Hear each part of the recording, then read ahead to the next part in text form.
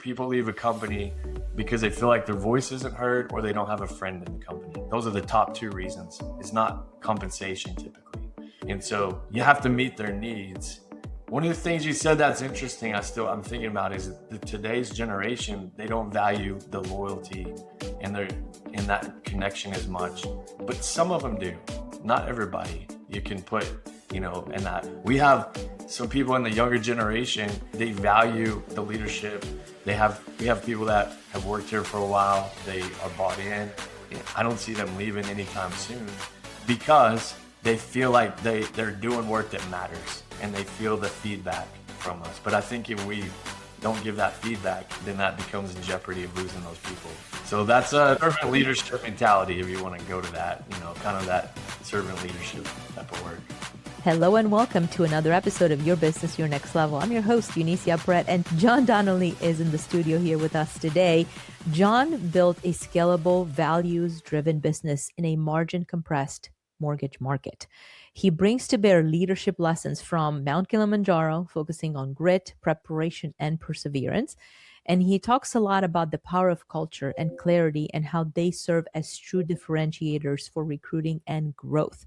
So as you're a business owner out there wondering, how do you keep good talent? How do you get good talent in today's market?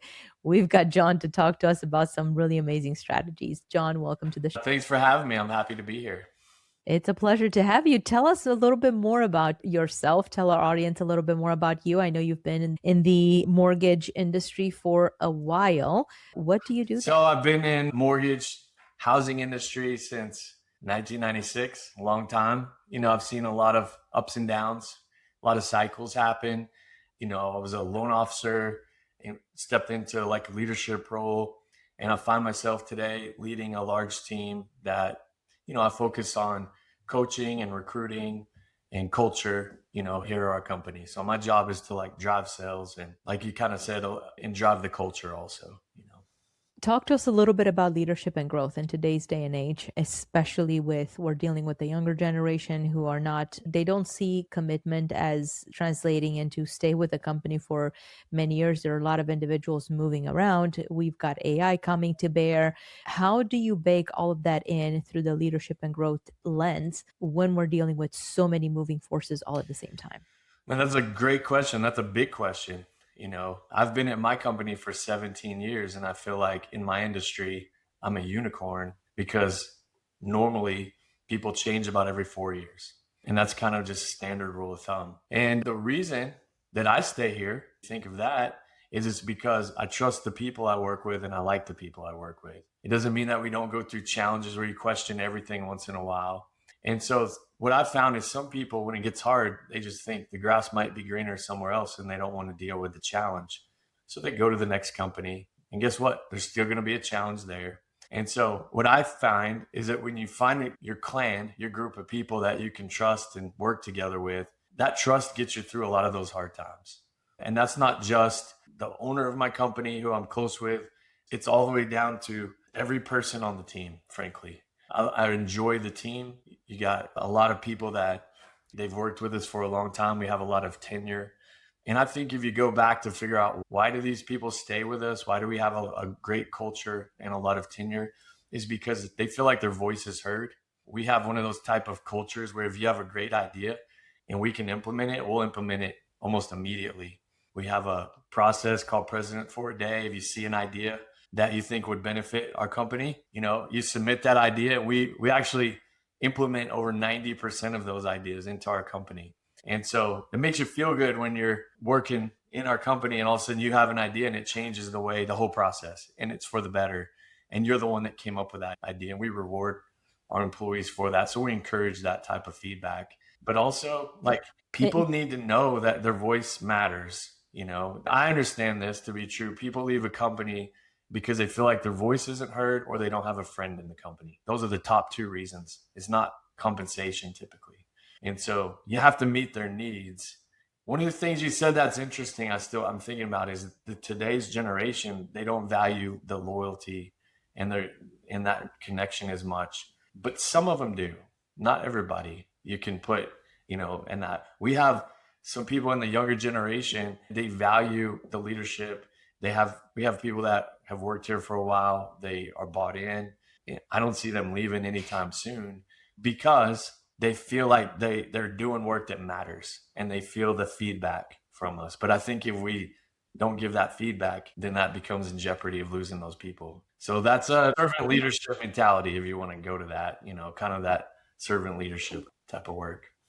So what I'm hearing you say is trust, that servant leadership mentality that has to be though on the side of the employee to some extent. Their voice matters. And I love the idea that you shared with President for a day and implementing the ideas that actually come from the team. That's something that we've seen works really well. And it does make the person feel like they truly belong. They belong to the culture, they belong to the firm, they belong to something more than themselves. So I appreciate you going into that. How has recruiting changed in the mortgage industry specifically, but also overall, since you're kind of on the recruiting side? What are some of the trends that you're seeing on the recruiting spectrum taking Yeah, it's a place good one. I think, today? first of all, used to phone calls would get you conversations, and it's harder to get people to answer the phone, right? And so the next step is for our industry, specifically in mortgage, transparency is the most important thing. When rates went up over the last 3 years, everybody wondered how much money is the company making? How much money is the leadership making? And so we had to create a new business model to adapt to the market that we were facing. We called it the Clearview model. That's just our term, where we show you our raw price and then we show you the company margin. And we've never functioned that way. Our company's 30 years old. We had to make a significant change in how we do business. Otherwise, we were at jeopardy of maybe losing our people and not being a viable company going forward because the whole industry shifted. So, without getting too much into the details, I think that when things happen, like the big shifts happen, you have to sit down and think, how can we take advantage of this opportunity and position ourselves to grow? When our whole industry was contracting, we actually grew. And that's not what our competitors all felt. Is we sustained our volume and even grew a little bit because we were willing to think outside the box and put together a new offering. And we weren't even capable of doing that 3 or 4 years before. Like our mindset wasn't even there. Like we couldn't have comprehended the fact of the model that we're presenting today. It wouldn't have made sense. And we would have thought there's no way we would ever do that. But we were forced to change and we had to get honest with ourselves to make those type of changes. There's a lot more competition, it seems like, in just about every industry out there. The cost to entry seems to be smaller, at least for some industries versus others. And because of that, unless you're able to think differently, it's harder to recruit the individuals, it's harder to maintain them, it's harder to truly provide that ecosystem where they would thrive in the long run. Talk to us a little bit about kind of your focus on personal growth. And I know that you love adventure Yeah. clearly by climbing Mount Kilimanjaro. How does that personal growth translate into the individuals and for the individuals that you typically work with, that you typically coach? Yeah, I think the first thing is I don't want to follow somebody as a mentor or a coach that hasn't done the things that I'm looking to do. And also, I can't follow somebody who tells me what to do, but they don't do it themselves. So you got to kind of walk the walk. I think of Zig Ziglar. If you remember Zig Ziglar, he was one of the ultimate people that would stand on a stage and tell you, have a morning routine, and he would follow it himself, those type of people. And so if I'm going to coach somebody and hold them to a high standard, then I need to do that myself. That's where I go first. So, I go to the gym and I read books and I work on myself. What that does for me is it keeps me interesting. I'm always learning something that I can share with other people. So if I fill my cup, it kind of flows out to everybody else, and I think that's real important for us to think about is always stay interesting and people want to engage with you. How do you see that, John, with others? Because it's very easy for us to assess how we do it for Yeah. ourselves. And not incentivize is the wrong word. How do you see other individuals embracing that personal growth? That's one of my biggest pet peeves is when individuals just want to stay stagnant in their box because it's really comfortable. They would love to be outside of the box, but to get outside of the proverbial box is hard It, work. it is hard work. Like what do you see people doing to actually get themselves out of the box and do the hard Yeah. things? Well, you have to meet them where they're at to start. That's the first thing is you got to figure out where they're at and what their challenge is and meet them where they're at. What that means to me is like, if I meet you where you're at, I need to know where your comfort zone is and why you would even want to break out of it, because maybe you don't, but you probably do if you're talking about it. Well, how are we going to do it? And then we have to pick small things to get little wins to build on that. Just because I read a lot of books or go exercise or whatever, that's what I want to do. That's my example of my personal growth story. But that doesn't mean that's what you want to do, right? Or the person you're coaching. You have to figure out what they're willing to do and what they're willing to commit to. And then you got to hold them to that. And it's hard because if you hold them to it and you ask for permission and they don't do it, then what? That's when coaching happens, right? That's the moment. It's easy for all of us to pick something to do and tell them to go do it. But when they don't do it, that's when your coaching really starts to happen. And you've got to uncover the deep meaning of why. Something that happened for me when I did Kilimanjaro is I read this book called The 12-Hour Walk. And I did this walk. I walked for 12 hours. I went 30 miles, and it was like a personal meditation walk in a way. And I took all these notes. Well, I committed on that walk to climb Kilimanjaro. I had thought about it for 10 years, mind you. This wasn't something I just dreamed up on this walk. And what happened is when I committed to that, I started telling everybody I'm going to do it. And it was really easy to get up and go to the gym because I had that big goal. It wasn't like anymore like, oh, I should go work out today because it's good for me to be healthy and fit. Now it's like, I got to get up the mountain and I don't want to fail climbing this mountain. So I got to go to the gym. There was a bigger purpose that was driving me all of a sudden. And when you can figure out that big purpose and you get really clear on it, everything else kind of falls in place and everything gets more clear. It's easier to get up in the morning. It's easier to go to the gym. It's easier to read the book. All that stuff just starts happening. And you got to find that purpose, of whatever it is. It's your business vision. It's your personal purpose. Whatever that thing is, you got to get clear on it. And then everything falls in place. I love what you're saying because literally just before our call, I mentioned this to you. I had a conversation with the prospect new client, and their bigger thing was how do they minimize their exit strategy in terms of not just from the business, but what is the legacy that they leave behind? And according to the attorneys, everything that they needed to do right. However, when it came to the tax side, nobody was thinking about the fact that this entire wealth portfolio that this individual and his wife were going to leave to their children was actually going to be taxed significantly higher because they had done all the great things, again, working on the legal side. And so as we had the conversation, the big question from our broader strategic team came to be, what is exactly what you said, what is your vision? Why are you even looking into this? Because if you really don't care, then you shouldn't care. If you do care, oh, by the way, based on just what you told us, your heirs are going to be paying millions of dollars more in taxes than they would if you actually did something about it today. Like while you're alive, while you're here, while you have the opportunity to actually do something. And so it's beautiful how you translate it. We see that all the time in our world. I love the example that you gave with climbing Mount Kilimanjaro, because that is a very intimidating and scary proposition to so many individuals. It was for me. It took me 10 years to commit to it.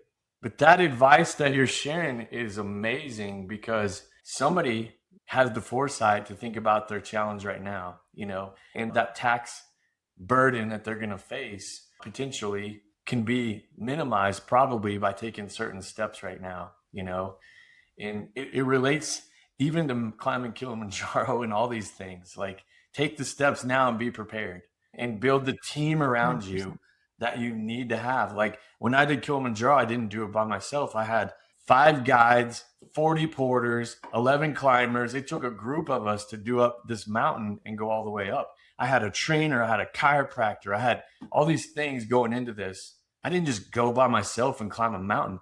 The clients you're talking about didn't go by themselves to build this business. And then, they need all these professionals around them to execute the And plan. yet, John, here's the thing. Here's what we're seeing. And I'd love to chat about your Mount Kilimanjaro experience because you articulated so beautifully. Here's typically what we see. And I don't speak much about Excelstra outside of examples when we're on the podcast, but this is a perfect example.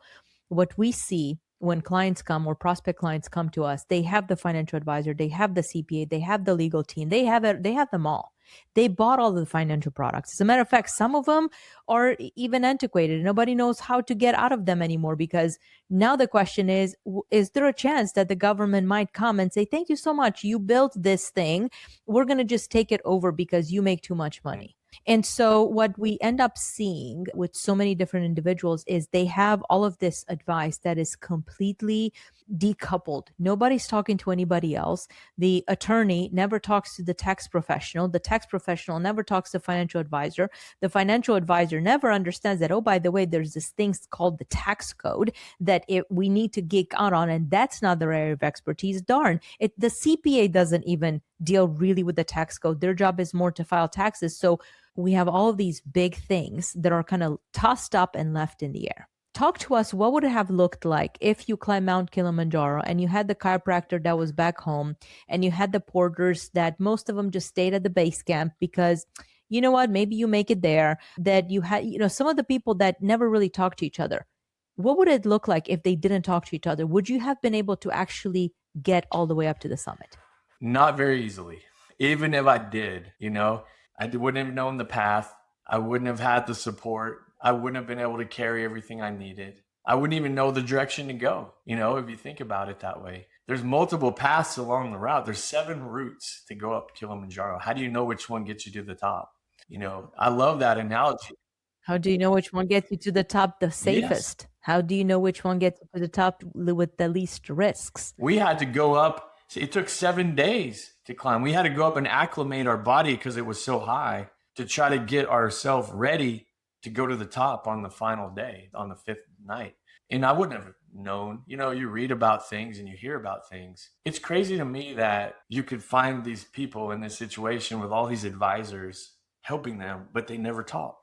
That's crazy. I think this is relevant. It's a little bit kind of a mental thing, but when I was on that 12-hour walk, I was challenged to think about, who am I trying to become in my career, by the owner of my company, right before that walk. And I was just walking for 12 hours is a long time. And so I started thinking about this idea of my own personal board of directors. And I came up with these 10 people that I was trying to be like. It's Think and Grow Rich, and a couple of these books, there's this ideas out there. But I came up with these 10 people and the reasons. Like, one of mine is Kobe Bryant, because of his Mamba mentality and the way he trains when everybody else is not training, And so I had this idea of these 10 people and why. And then what I do is I think about, how would they handle situations, and how would one of my guys is Jesse Itzler or John Maxwell. And when I'm in situations of leadership or business or whatever, I go to my mentors in my head and I think, how would John Maxwell do this? How would Jesse Itzler approach this sales? How would Kobe Bryant train extra for this? And I ended up calling this my class act council, because what I found was all my 10 people, I would consider they were a class act. And I just liked that term. I think it was different. And I'm trying my best to be considered a class act in my life and my career and with my family. And it's even just how you show up and how you dress, and all that type of stuff. The reason I share this story is, like, even those business professionals that have all these people around them, they should be seeking counsel from all those people, but they should also put them all in the same room, and they should talk to each other and really move the needle for them all at one time. Imagine the networking those people would even do once they knew each other. There's so much to gain from the team, John, and not just the individual. Yes. If you will. You know what happens on the contrary, though? Instead of those individuals wanting to be in the same room, everybody skedaddles to their own corner, in part because they're not incentivized to have those conversations, and in part because if a financial advisor was there, he or she is managing a portfolio, and the client all of a sudden is introduced to a private market type of a deal, how likely is that financial advisor going to be to say, absolutely, you want to take $500,000 of your money, or you want to take whatever amount and you want to go play with it in a brand new company that already has a proof of concept and has a huge potential to upside trajectory? Are they going to be likely to bless the client to do the thing that they really want to do? Maybe it's a company that a really close friend of theirs owns.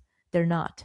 And what we're seeing is that because of that, a lot of individuals, a lot of business owners are afraid to even open up, because, like, they don't want to upset the person that perhaps has been there for many years. And it's not a matter of upsetting. My whole thing is got to have these people talking, or else if you're in the equivalent of climbing Mount Kilimanjaro, you cannot climb without all of all. Is there a likelihood that you might end up at the top? Probably. What are the chances that you'll get there on your own? Yeah. I'm not willing to take that chance. Man, that it kind of frustrates me because that tells me you have the wrong person on your board, is what I feel. If I had a guide guiding me up Kilimanjaro that didn't want to talk to the chef that made the food or whoever, like if the team didn't want to talk because of their ego was in the way or their pocketbook was their personal gain was in the way, that would be a problem, right? And so you have the wrong team. And that's hard for people to do, especially if you worked with somebody for years and years, is to move away from that. I've done that before personally. I've made those changes in my life where I've changed a financial planner, was one of my friends, and that's hard to do, but I had to do it. Here's a small piece of advice. I think this matters is you're a product of the 5 people you hang around most. A lot of times an entrepreneur might be those people you're talking about. And if you decide to make a change and go get some new people, it's going to be really lonely and dark for a little while until that circle changes. And I've gone through this personally before, and I've on purpose changed my circle and found myself kind of lonely and wondering if this was the right move. But what happens when you finally get through that and your circle expands and you get a new circle, it's a lot better and you're glad you do it. It's just not easy to do. And I think that relates to your story in a way. It does. It does. And change is one of the things that most people are afraid of, the fear of the unknown. And what I tell clients is listen, whenever you make a move, it doesn't mean that you leave your entire team behind.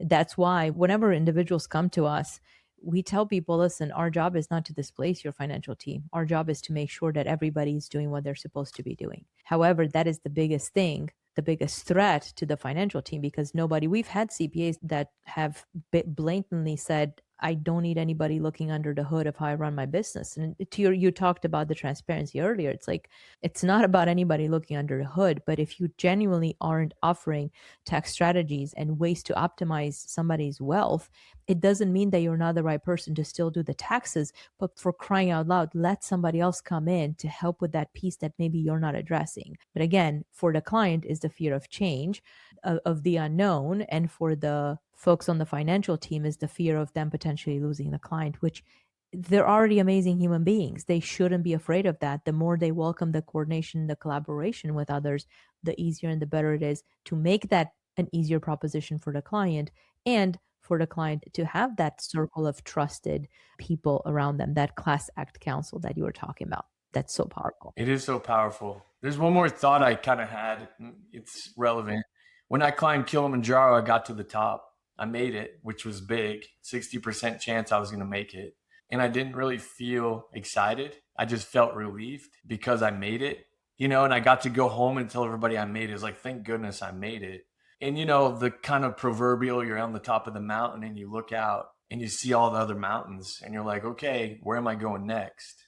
Starts coming in your mind. And what I learned, I had 13 hours of going downhill straight, and it was brutal. It was harder than going up. And for some reason, I felt filled with gratitude the whole way down that I made it and all the people that helped me.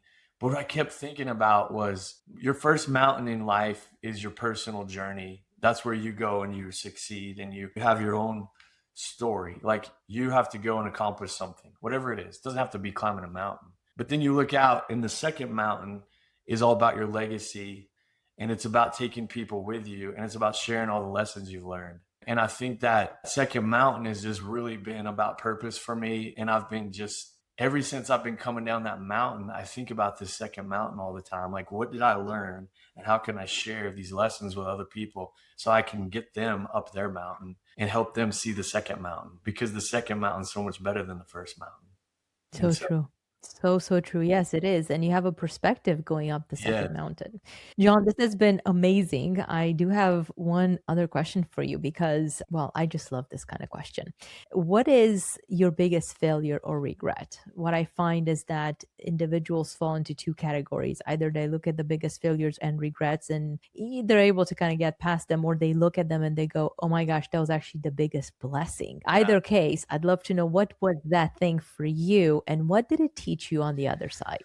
Well, to be honest, I have quite a few of them because none of us do everything right the first time. I'm going to share this one. I've been in the mortgage industry for a long time, since, years. And what I didn't do was I didn't maintain a database of everybody I met and everybody I talked to early on in my career. And I really, even today, am just dialing in a database that's strong. And I look at the people that are successful in my industry and I look how much further along they are and how much money they've made and how that's benefited them. I don't care if you own your own business. I don't care if you're a salesperson. I don't care what role you're in life. If you keep a database and you talk to enough people and you maintain that database, you're going to make a lot of money and you're going to have a lot of success. And I wasn't proficient at that when I was young, and I knew I should be, and people told me I should be. There's gold in the database, but I didn't do it. So if you're new and you're coming into whatever industry you're in, keep a database, keep a spreadsheet, keep up with all the people you meet. You'll want that information at some point down the road, and it might be the lifeline that sustains you in your darkest times, in the hardest moments. And that's a great lesson, John, for many of our listeners, especially for their children. We're now dealing with kind of how do we educate the younger generation. And as you're listening to this, if you are an entrepreneur and you think that, hey, you've already achieved a ton, you already know that, yes, you're the sum of the five people that you surround yourself with. And when it comes to that database, you never know who in your database might potentially be the bridge, the next thing that you're trying to achieve. So it doesn't lose its importance just because individuals have already made it in life. It still can add many, many multipliers in a good way, right? Both in terms of personal accomplishments as well as financial benefits as well. John, any parting thoughts that you have for our listeners today? Obviously, you're overseeing the sales organization for a very reputable mortgage company, one of the pioneers in the industry.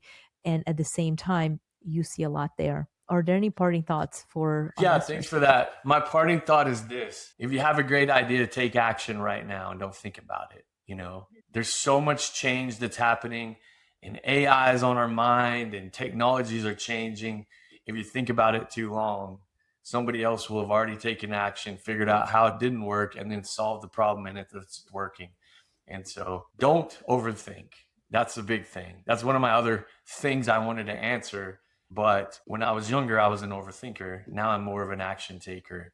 And so it's more important in today's market than ever to just do as fast as you can, because everybody around you is doing the same thing. If they're trying, and everybody's trying to get ahead. Exactly. Well, do it. Don't overthink. Take massive and bold action. And as we discussed earlier, surround yourself with the right team because you never know. I had a conversation with one of our strategic partners earlier today, and we were bouncing some ideas around. I was like, oh my gosh, that's amazing. And then I said something, it's like, I never thought of it. So, yeah, surround yourself with the right people. Well, until next time, stay tuned for your next episode of Your Business, Your Next Level. Thank you, John, once again for being here with us today. And as you're listening, we want to hear from you. John, for example, was telling us how he actually listened to several podcasts and he's going to be going and giving the show a review. We want you to give us a review.